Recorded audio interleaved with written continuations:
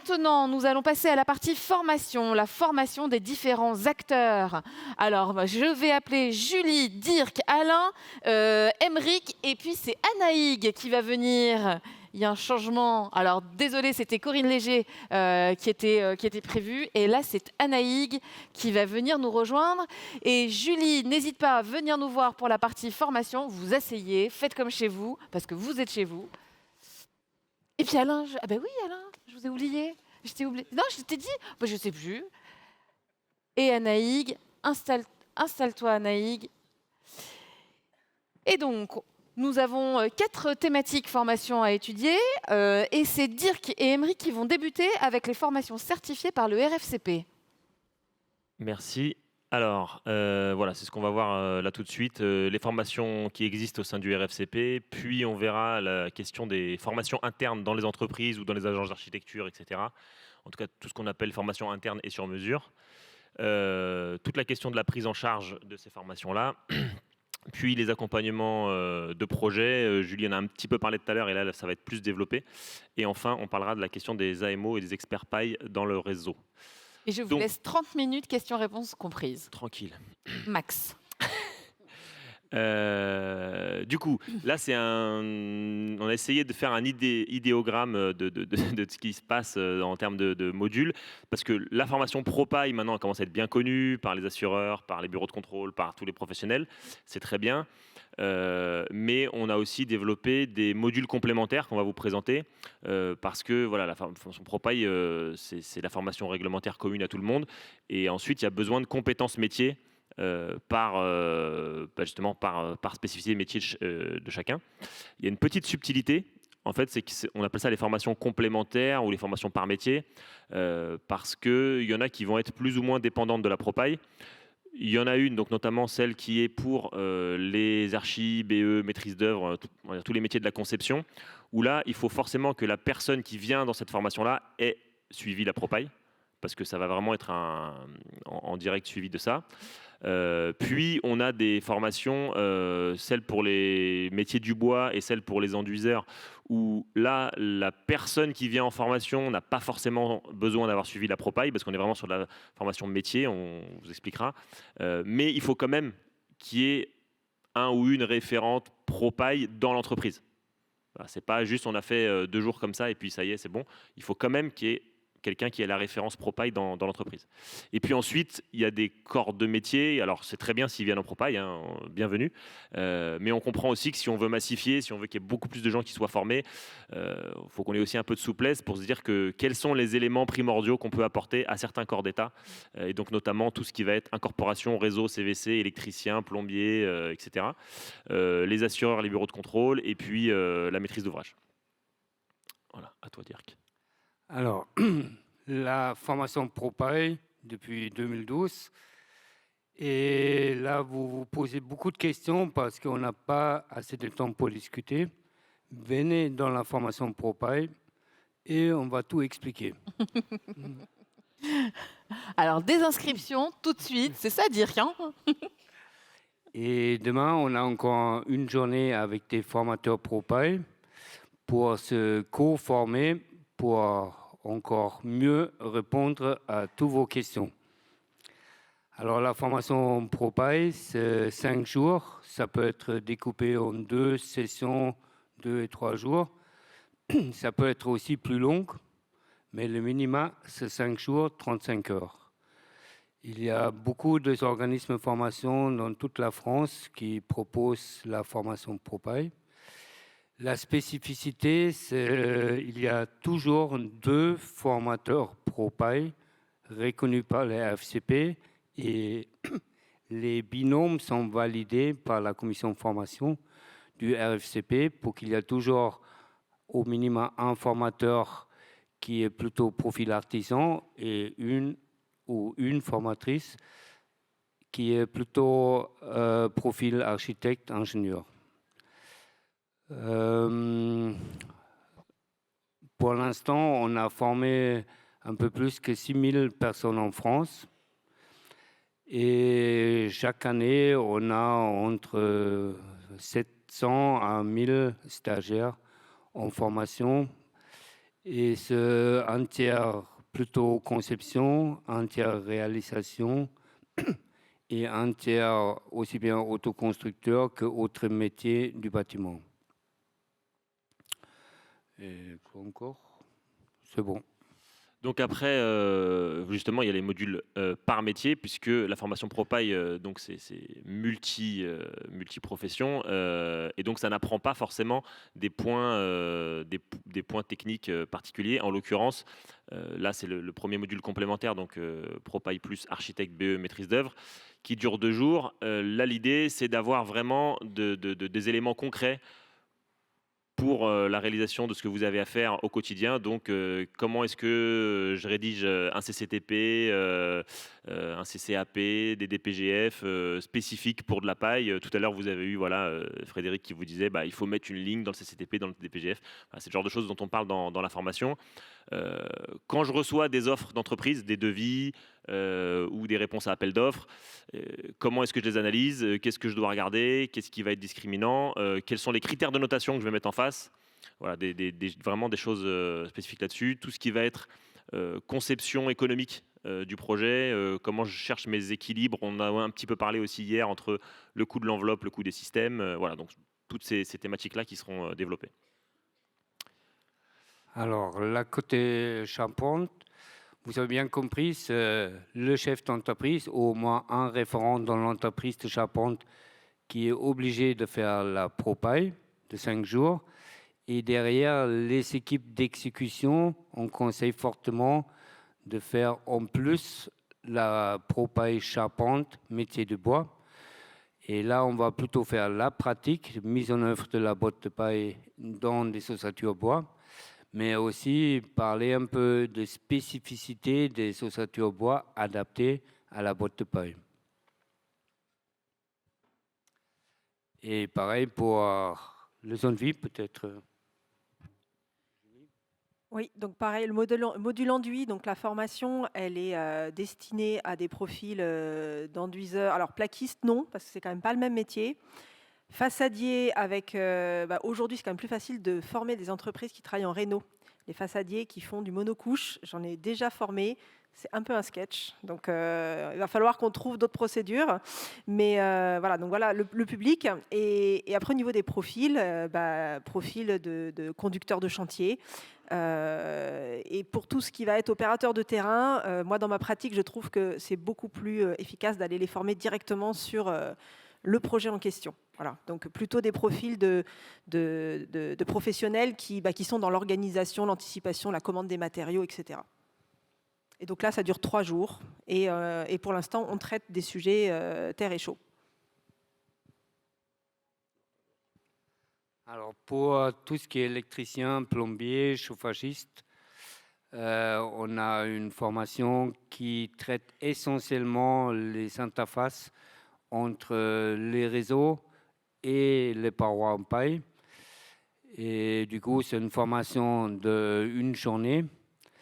Et c'est beaucoup de pratique pour faire l'étanchéité à l'air, gérer les interfaces et de connaître la construction paille avec ses objectifs et le matériau botte de paille parce qu'éventuellement il faut mettre des saignées, il faut fixer les gaines.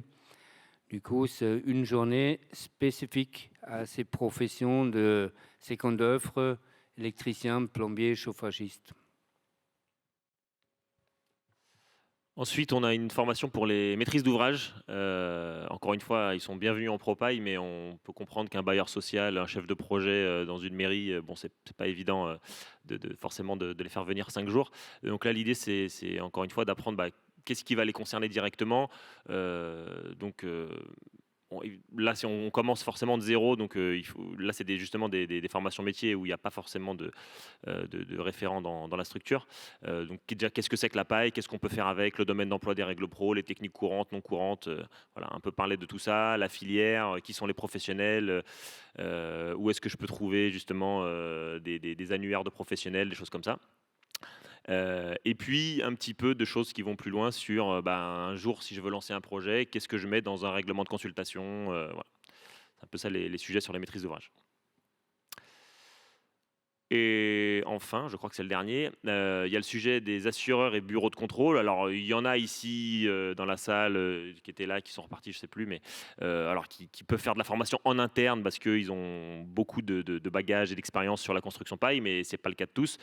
Donc, à l'échelle de, de la filière paille, on s'est dit que ce serait pas mal de pouvoir rentrer dans la question, justement, encore une fois, technique courante, non courante, assurabilité, avec ces professionnels-là. Voilà. Alors, il y a quelques questions sur cette partie-là. Est-ce qu'il y a un module couvreur et étancheur spécifique? Non, on n'a pas créé de module couvreur-étancheur. C'est une bonne remarque. Après, il y a même encore d'autres professionnels qu'on aurait pu ajouter. Pour l'instant, il y a ça. C'est pas exclu que ça arrive un jour. Autre question, est-ce que les assureurs exigent la propaille aux concepteurs? Alors ça, Et c'est un constructeurs. sujet. Ouais, c'est un Et sujet. Oui, a priori oui. A priori oui. En fait, Tout est dans l'a priori. non, Hein. non, mais dans les faits, tout le monde le demande pas forcément comme ça. Mais c'est toujours pareil. C'est qu'est-ce qui se passe le jour où il y a un sinistre. Ouais. Et en fait, je peux faire une réponse à la normande, je sais pas, mais quel est le texte qui valide les règles, enfin pardon, l'utilisation de la paille en tant que technique courante? Ce sont les règles professionnelles. Dans les règles professionnelles, page 15, il y a marqué formation. Tout professionnel qui conçoit ou met en œuvre de la botte de paille doit avoir suivi la formation pro-paille. Voilà. Dirk. Donc après, dire je fais de la technique courante mais je ne suis pas formé, a priori non. Dirk. Où ça concerne les concepteurs et les artisans. OK. Autre question, y a-t-il une partie pratique dans le module architecture? Non, parce Ah, qu'ils je ont croyais. déjà fait la pro-paille. Le module architecture, eux, c'est les seuls où ils sont obligés d'avoir fait la pro-paille avant. Ah oui. Donc ils ont déjà forcément manipulé de la botte de paille, ils ont forcément déjà mis de la mise en œuvre. Là, on est vraiment de la compétence métier. Leur métier, c'est pas de poser des bottes. Leur métier, c'est d'écrire des CCTP, c'est d'analyser des appels d'offres, c'est ça. D'accord. Et suivre le chantier. Et suivre le chantier, bien sûr. C'est vrai que je ne l'ai pas parlé, mais tu as tout à fait raison. On a c'est vu bien. des sinistres tout à l'heure, mais justement, dans la formation maîtrise d'œuvre, on parle beaucoup de ça aussi. Les points de vigilance en phase conception et les points de vigilance en phase travaux. D'accord. Merci. Ben, je vous propose de poursuivre sur la deuxième. Moi, je vous propose de vous inscrire en formation. Alors, pour s'inscrire en formation, si, mais pour s'inscrire en formation important, on va sur le site du RFCP, c'est Anaïg. Ben oui. Alors, pour s'inscrire en formation, c'est assez simple, comme tu dis. On va sur le site du RFCP, on va sur la page de l'agenda. Et là, on a toutes les formations qui sont programmées en France. C'est un calendrier qui est à jour. Et vous tapez sur En savoir plus et vous avez les coordonnées de l'organisme de formation qui dispense la session. Et c'est à eux que vous vous adressez. Ce n'est pas le RFCP qui collecte les inscriptions. Si vous ne vous y retrouvez pas, vous pouvez toujours m'écrire à bureau.formation@rfcp.fr. Et oui, moi, je vous redirigerai. Mais ce n'est pas c'est pas le bureau de formation qui collecte, comme je l'ai dit, les inscriptions. OK. Et on a une question entre-temps. Est-ce qu'il y a un module pratique pour les contrôleurs techniques? Pratique, non. Non. OK. Non, il n'est pas pratique. Mais il suffit de demander. Ah, il suffit On de peut- demander. On peut faire du sur-mesure. Hein. Quelle Voilà. adaptabilité. Ouais, et puis là, Dirk. c'est la bonne transition, là. Et ils peuvent toujours faire la pro-paille où il y a la pratique. OK. Mais ils sont complémentaires, c'est parfait. Alors effectivement, il y a une transition. Il y a une transition. Alors normalement, moi j'avais en bonne coordinatrice, j'avais délégué la table ronde et je ne devais pas me retrouver là, mais bon, voilà, madame. Et non seulement tu as coordonné, et en plus tu interviens, c'est formidable. Donc voilà, Corinne Léger étant souffrante, donc je vais vous transmettre ce qu'elle avait prévu de. Donc Corinne Léger est directrice de l'organisme de formation MAGE qui est notre partenaire. Hein. Et voilà, nous, le RFCP, comme je l'ai dit, on n'est pas organisme de formation, donc je n'ai pas le même niveau de compétence qu'elle, mais néanmoins, je vais vous transmettre ce qu'elle avait prévu. Donc pour les formations en interne et sur mesure, donc là on parle de formations qui ne sont pas comme là, ce dont on a parlé précédemment, qui sont déjà écrites avec un contenu précis. Donc on va déjà essayer de définir pour qui. Donc le personnel d'une même entreprise, le personnel d'entreprise au pluriel qui collabore sur un projet, ou des professionnels qui ont un même besoin. Alors, ce qui est important, le pour qui, dans les trois propositions, c'est aussi le personnel d'entreprise au pluriel, et c'est de pouvoir fournir le même niveau d'information sur un chantier au même moment. Et ça, c'est très important dans la formation en interne et sur mesure. Le pourquoi, la formation va être axée vraiment sur un chantier, sur un besoin précis, sur donc le projet, et va pouvoir aller droit au but. Une formation ProPaille, c'est sur les règles pro, ça parle chantier, ça parle de plein de points de vigilance, de plein de cas, mais ce n'est pas un projet précis.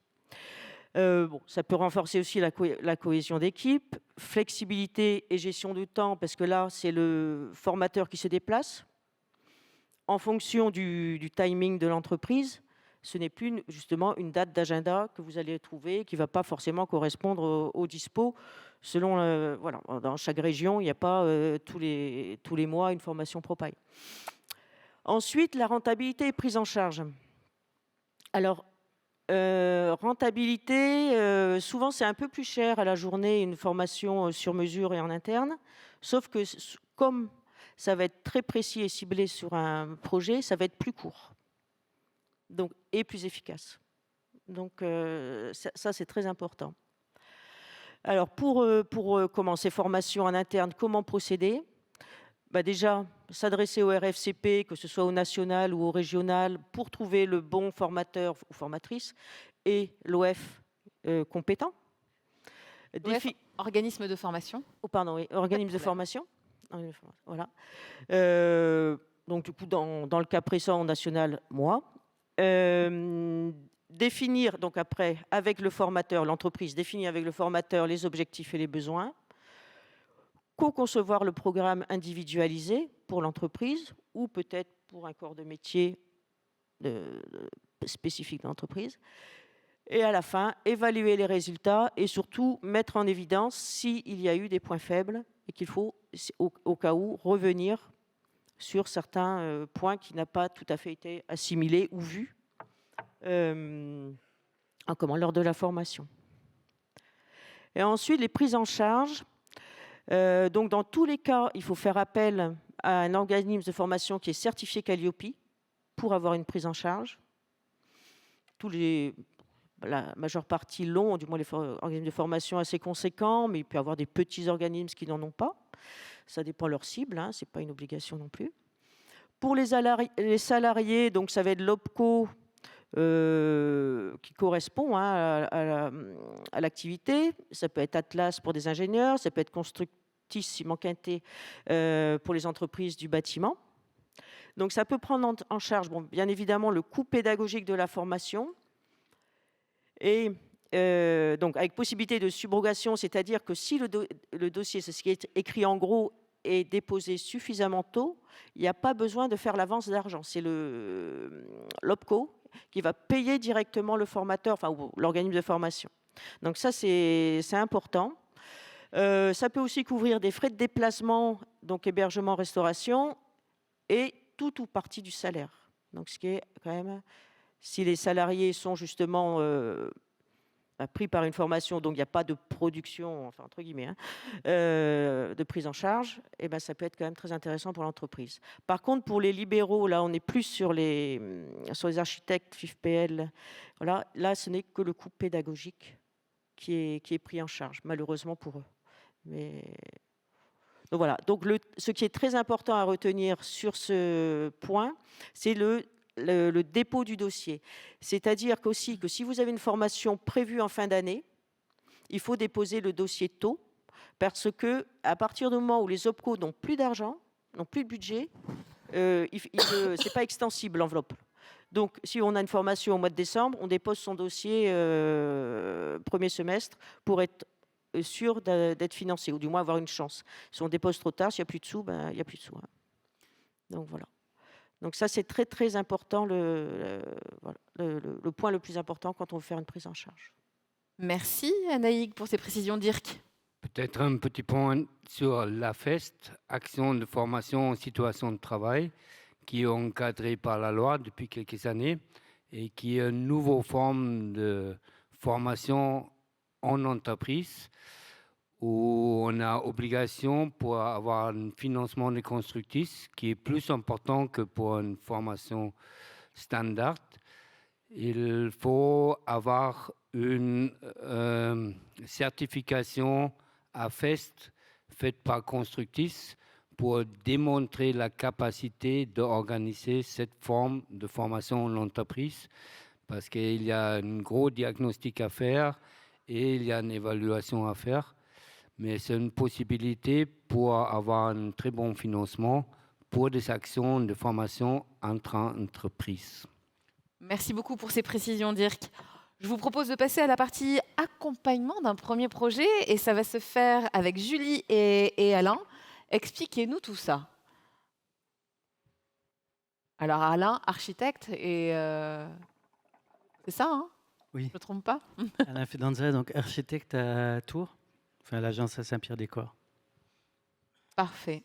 Alors, pour commencer, de parler un peu de ce parcours formation, là, j'ai récapitulé toutes les formations qui sont au catalogue du RFCP, qui viennent de vous être présentées en détail. Vous voyez, ça commence à être une offre assez conséquente, et en plus, on peut faire du sur-mesure. Donc, on a beaucoup dit pendant le congrès que la qualité passait essentiellement par la formation. On commence à être prêt. Là. Donc juste maintenant, il faut communiquer dessus. Dans la communication, dans la mise en place des formations, ça va passer beaucoup aussi par les maîtrises d'ouvrage, les concepteurs qui peuvent pousser les entreprises à se former. Voilà, ça peut être des recommandations plus. Et nous, derrière, on est là, prêt à prendre le relais. Et on a en plus les professionnels aujourd'hui sur le terrain pour répondre à toutes les demandes.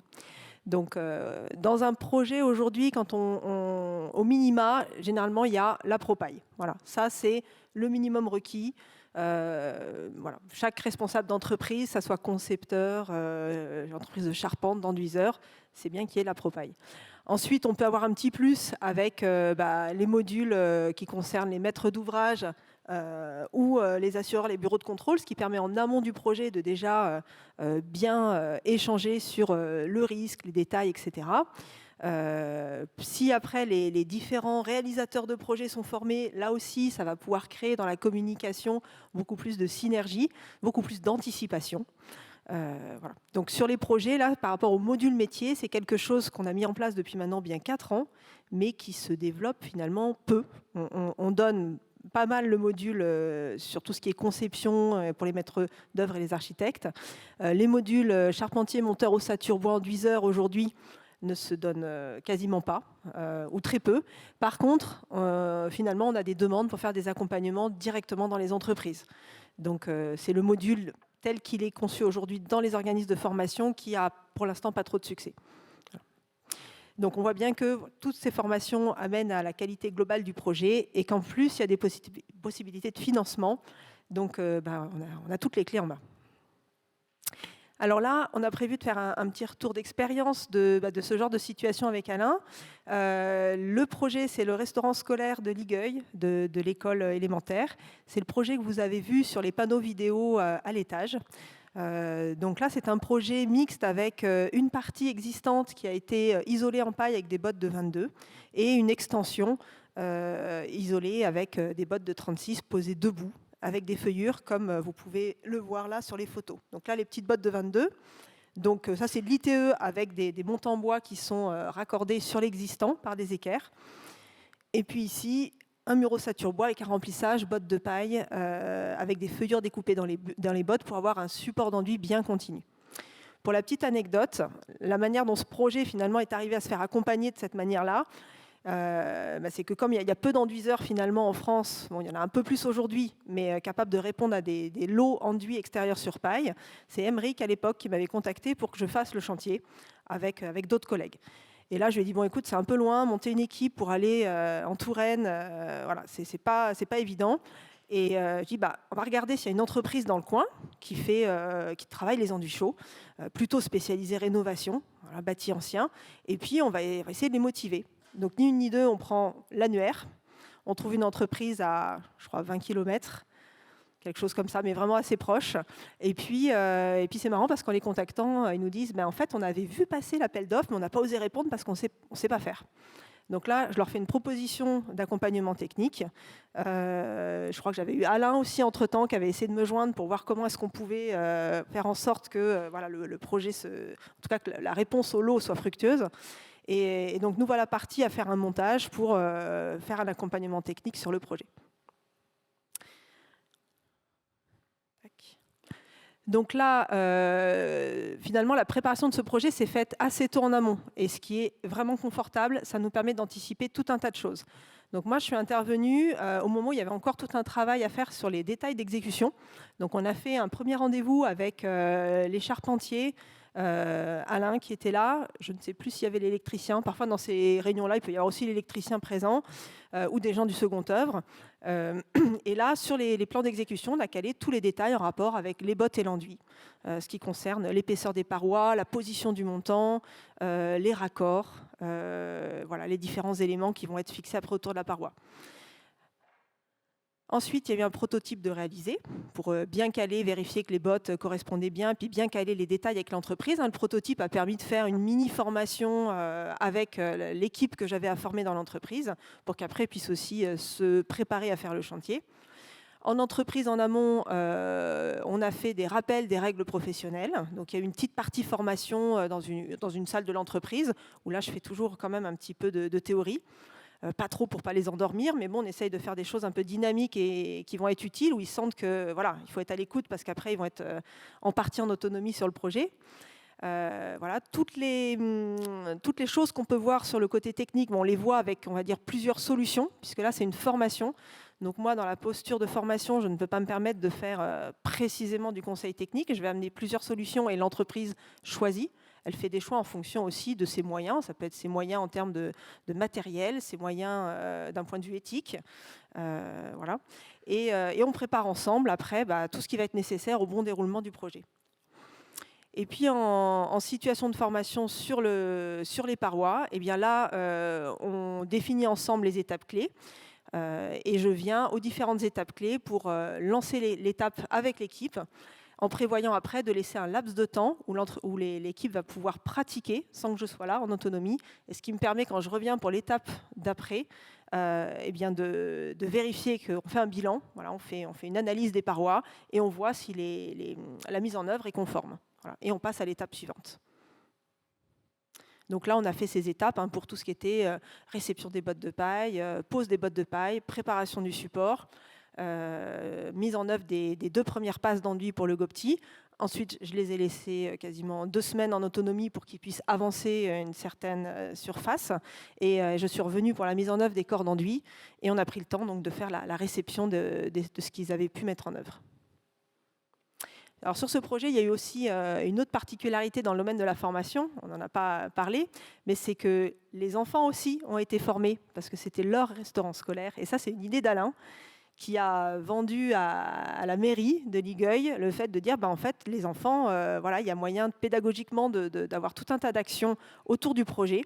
Et là, il y a eu 2 jours de formation avec une maquette adaptée à leur taille et puis des outils, des petites bottes de paille et des éléments qui leur ont permis de faire quasiment toutes les étapes du projet. Et finalement, de former les enfants dans les écoles, on forme les acteurs de demain. Et ce qui est super, c'est qu'au bout des 2 jours, on entend les enfants dire « Moi, madame, je ferai ma maison en paille, en fait, c'est trop facile. » Et là, on se dit « Gagner, ça va être beaucoup moins compliqué si on commence à les former à cet âge-là. » Ah non, je vais revenir en arrière. Voilà. Et donc pour finir, là j'ai mis quelques détails du projet. Vous pouvez voir qu'au niveau réalisation, les enduits qui ont été faits là, sur les parois, que ce soit le côté ITE ou le côté neuf. Ici, là, on voit il y a 2 couleurs d'enduit avec un joint de fractionnement entre les 2, parce que là, on avait donc la partie existante et là, le neuf. On a des enduits là, qui ont été exécutés avec une parfaite rectitude, vraiment un respect des tolérances de planéité et des détails qui ont quand même été bien soignés. Donc, faire des enduits sur paille voilà, qui soient vraiment on va dire, réalisés dans dans le respect des tolérances et la demande souvent d'avoir quelque chose qui soit rectiligne et qui soit esthétiquement un peu épuré, c'est possible. Voilà, c'est pas forcément le goût de tout le monde, mais il faut savoir que voilà, on a tendance parfois à croire que les enduits sur paille c'est toujours un peu gondolé avec des arrondis et que voilà, la paille c'est un peu mou, on a du mal à faire quelque chose de propre. Là, voilà, c'est la preuve par l'exemple. Et je vais passer la parole à Alain pour qu'il puisse nous faire un retour aussi de comment il a vécu le projet. Un architecte, il raconte une histoire en général avec un projet. C'était mon premier projet paille, donc j'ai été formé par Émeric, qui avait commencé un accompagnement, qui s'est arrêté. Après, on a convoqué Julie. Et c'était pour moi un apprentissage, parce que la formation paille, évidemment, ça ne suffit pas. C'est comme une école d'architecture. Il faut encore 10 ans pour savoir ce qu'on fait. Et c'est un apprentissage pour tout le monde. Ça veut dire que c'est un apprentissage pour la maîtrise d'ouvrage, parce que c'est la première fois. Il n'y avait pas du tout d'enjeu dans le cahier des charges du début.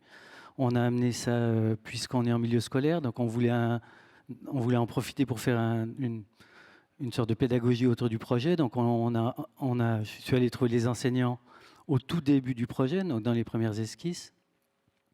Et puis pour démystifier l'histoire des 3 petits cochons, donc Émeric m'avait, quand on avait fait la formation, présenté la réécriture de l'histoire des 3 petits cochons par Christian Vassy, donc un élu de York en 2006 qui avait réhabilité un dock en paille, qu'il a réécrite où Brindy s'associe à Jean Paille après la tempête pour faire une maison bois paille. Et puis à la fin de l'histoire, le reste de l'histoire on la connaît un peu, mais à la fin de l'histoire, ils ont économisé de l'argent, ils ont pu investir dans des moyens supplémentaires, une éolienne, de la récupération d'eau de pluie, etc. Donc les enseignants ont travaillé avec ça, et à côté de ça, nous on a fait le projet, on les a intégrés, on a fait tout cet accompagnement, et puis après, à côté de la formation des maçons du patrimoine qui taillaient de la pierre, mais pas des bottes de paille, on a fait le chantier avec les enfants. L'idée de la formation, donc elle est pour tout le monde. Ça veut dire qu'on fait moi j'adore le chantier, donc j'adore aussi qu'on soit tous, on est la banane sur le chantier, donc on se prépare beaucoup à l'avance, parce qu'on sait que de toute façon on aura des imprévus, il y aura des difficultés, mais au moins on s'est préparé. En communication avec les usagers, c'est beaucoup plus simple. Dans une école, souvent on n'est pas sûr entre les élus, la mairie, la LSH, etc., comment ça communique. Donc si on le fait depuis le début, ça simplifie énormément de choses. Et d'ailleurs, souvent, on m'appelle pour toutes sortes de choses qui se passent pendant le chantier, mais que si on ne fait pas ce travail-là, on loupe beaucoup de choses. Y compris la personne qui va entretenir le bâtiment après. Et voilà, ça donne une histoire qui se passe bien et où chacun est en apprentissage.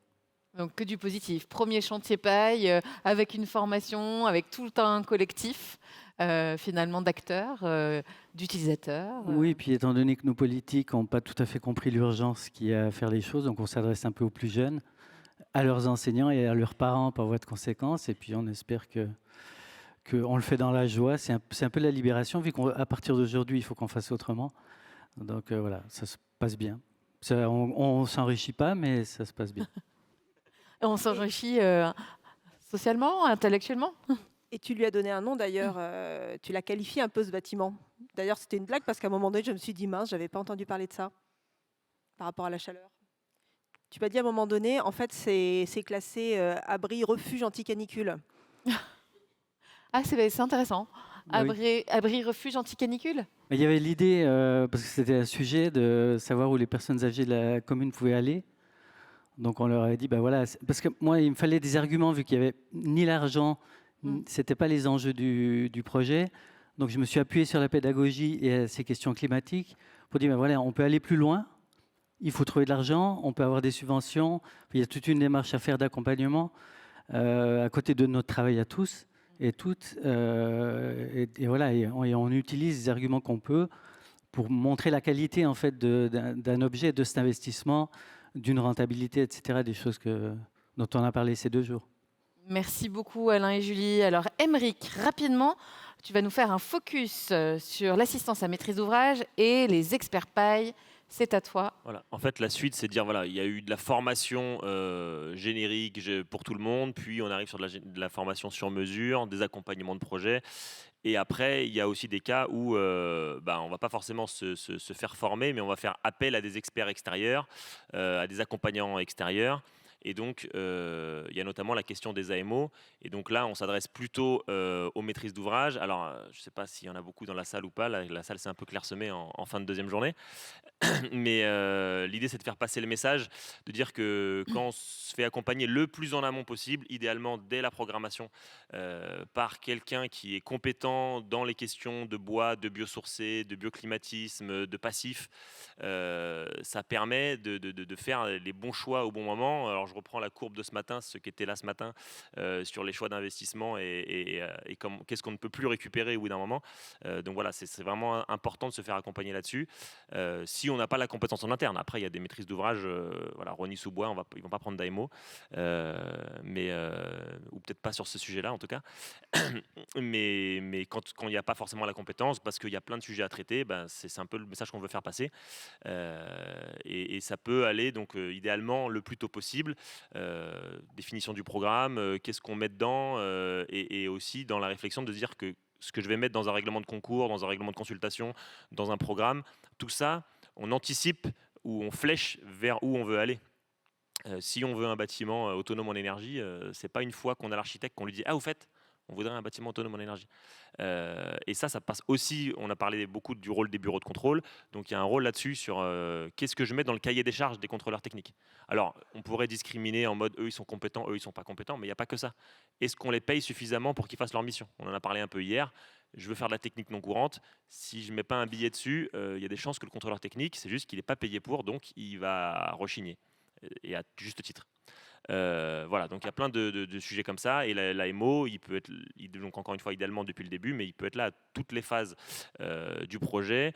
D'ailleurs, je sais qu'en armorique, ils aiment bien travailler en binôme, des personnes plutôt sur la partie conception, passation des marchés, puis une autre personne plutôt sur la partie travaux, quelqu'un qui a plus d'expérience de chantier.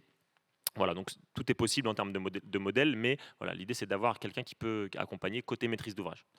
Alors il y a des choses qui doivent encore s'organiser au sein du RFCP, ça vaut ce que ça vaut, mais en tout cas il existe déjà une formation pour les gens qui voudraient faire de l'AMO paille. Et donc, il se pose un peu la question de qu'est-ce que ça veut dire en termes d'assurance, en termes de relations contractuelles, en termes de méthodologie, quels sont les points de vigilance, etc. Voilà. Oui, c'est assez important en tout cas d'en discuter au sein du RFCP, parce que la question de l'AMO a largement été abordée en off hier. Finalement, tout le monde peut être AMO et voilà. C'est un peu un sujet, alors je ne sais pas si j'ouvre la boîte de Pandore là maintenant, mais Rapidement. comme ça a été dit ce matin, c'est les lois napoléoniennes, article du Code civil 1792, qui définit qu'est-ce que c'est que la maîtrise d'œuvre. Ça, c'est très clair. Par contre, quand on sort de la maîtrise d'œuvre, c'est freestyle. Donc, voilà, il y a aussi la grosse question de se dire, je suis AMO, qu'est-ce que j'ai le droit de faire, mais surtout, qu'est-ce que je n'ai pas le droit de faire. Et ça, il y a beaucoup de gens qui se disent AMO, ouais, c'est cool, je suis conseiller. Sauf qu'en fait, si vous faites des choses que vous n'avez pas le droit de faire, en fait, si vous rentrez dans le domaine de l'AMO, oups, vous n'êtes pas assuré pour. Juste pour information, infraction du Code civil, c'est 2 ans de prison. Voilà, c'est pas... Bon, après, il y a un jugement, hein, je vous dis, c'est pas automatique, il y a quand même un juge, mais voilà, c'est pas neutre, quoi. On parle quand même du code pénal, quoi. Merci pour cette précision, Émeric.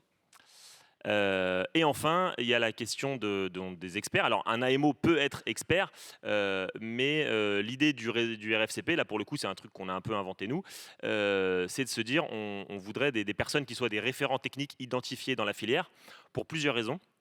Déjà parce qu'on veut dire qu'est-ce que c'est que quelqu'un qui est très compétent en construction paille. C'est déjà pas évident en fait de le définir. Et ensuite, ça évite le copinage. Alors pas forcément le copinage d'un point de vue négatif, mais dire voilà, tout à l'heure on en a parlé. Bah oui, moi j'ai demandé à Julie, machin. Oui, mais pourquoi? Parce que je connais Julie.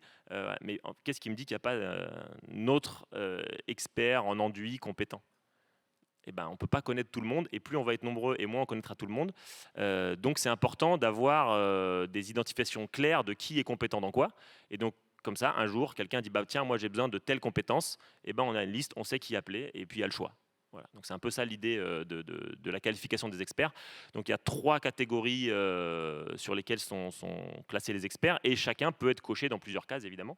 Donc alors dans la première, non pardon, dans la dernière un peu moins, mais on peut intervenir dans les phases conception technique, sur la partie vraiment connaissances réglementaires, la réalisation, la mise en œuvre et enfin la question de sinistralité. Donc les experts, c'est pas que expertise juridique sinistre. L'idéal, c'est justement de solliciter des experts en amont pour de la conception, pour de la mise en œuvre et que ça se passe bien. Ensuite, il y a les questions de typologie de projet. On ne travaille pas tous sur les mêmes projets. Il y en a qui sont super forts en maison individuelle, il y en a qui sont très forts en bâtiment public mais qui n'ont jamais touché une maison. Voilà, il y a plein de typologies de bâtiments qui sont possibles. Et puis enfin, c'est plutôt des compétences métiers. Il y a des enduiseurs, il y a des charpentiers, il y a des architectes. Voilà, il y a plein de sujets un peu différents. Merci beaucoup. Je crois que tu as une dernière Ouais, slide. c'est juste pour terminer là-dessus. Donc aujourd'hui, il y a 8 personnes qui ont fini le processus. Alors sur la photo, il y en a un peu plus que 8 parce qu'on avait fait une première formation, une co-formation des personnes qui s'étaient proposées pour être experts. Mais tout le monde n'a pas fait le processus jusqu'à la fin. Donc là, vous avez le nom des personnes qui ont fait le processus jusqu'à la fin. Mais après, voilà, chacun n'est pas expert dans tous les domaines. Anaï, qui est à côté de moi, elle est experte, elle n'a pas les mêmes compétences que moi, et moi, je n'ai pas les mêmes compétences qu'elle. Donc voilà, chacun a ses domaines d'expertise. Donc ça a traîné un peu, mais on a enfin une nouvelle session de formation qui est des nouveaux experts qui rentrent dans le réseau. Tu veux en parler un peut-être? Pas spécifiquement, je voulais juste dire que c'est 19, 20 et 21 mars, Oui. c'est 3 jours. 21h, c'est à Paris, 20e. Et on remercie l'association Apiche qui accueille la formation. Vous avez déjà des inscrits? Oui, c'est limité à 12, pardon, et on est à 6 ou 7 inscrits là. Allez, 6. Voilà, donc les inscriptions sont ouvertes et vous allez sur le site, vous pouvez toujours revenir vers moi, et vous allez sur le site de notre partenaire MAGE, notre organisme de formation qui va aussi porter la formation. Et voilà, donc à partir depuis hier, c'est en ligne. Et Julie demande de préciser que contrairement à une autre formation Propay, c'est sur dossier de sélection. Il faut prouver qu'on a déjà, avant de venir à la formation, il faut déjà prouver qu'on a un minimum d'expérience de construction. Un socle en fait Oui. solide de Oui, alors de déjà connaissances et de avoir compétences. validé la Propay. Ok. Ça, c'est obligatoire. Et avoir une expérience en construction paille. Et effectivement, tu viens de le dire, sélection sur dossier, entretien avec un jury. Et après, on peut C'est entrer en très formation. important de le spécifier. Donc, les sélections auront lieu à partir de mi-février à peu près. Merci beaucoup. Plusieurs questions sur la partie paille. Alors, c'est bien et en même temps, il ne faut pas être exclusif. Ce n'est pas parce que quelqu'un n'est pas dans la liste ici qu'il est nul. Hein. Mais c'est juste que ceux-là, on les a identifiés. Voilà, ceux-là, on est sûr, on les a identifiés. Après, il y en a certainement d'autres, c'est même sûr. Il y en a même plein qui ont parlé à cette tribune-là, qui sont très très bons. Mais voilà, pour l'instant, ceux qui ont fait le processus... Pas identifiés formellement. Voilà. Ok, merci Émeric pour cette précision. Plusieurs questions, on va essayer d'être très rapide. Est-ce que la formation Propay est finançable par un CPF? Sinon, pourquoi? Alors, pourquoi? C'est simple. Oui ou non? Ah, c'est non. Voilà. Je savais, mais... Et le pourquoi, c'est parce que pour l'instant, donc pour être financé par le CPF, il faut être inscrit à un des registres de France Compétences. Nous avons déposé le dossier et nous sommes en attente depuis le mois de mars dernier. Donc on espère prochaine commission le 30 janvier. On croise les doigts? Oui, il y a Allez, ça à faire. on croise les doigts. Quel est l'intérêt pour un maître d'ouvrage de se former? Ah, allez Émeric.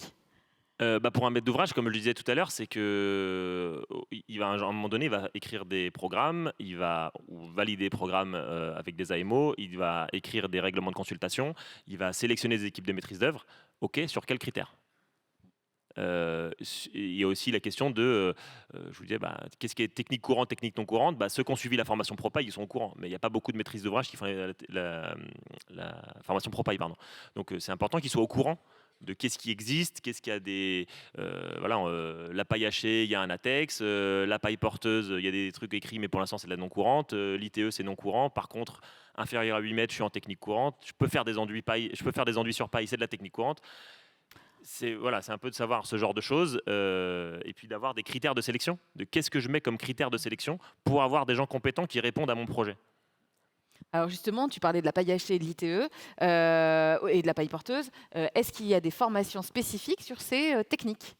Oui, il y a beaucoup plus de formations paille que ce qu'on a présenté là, hein.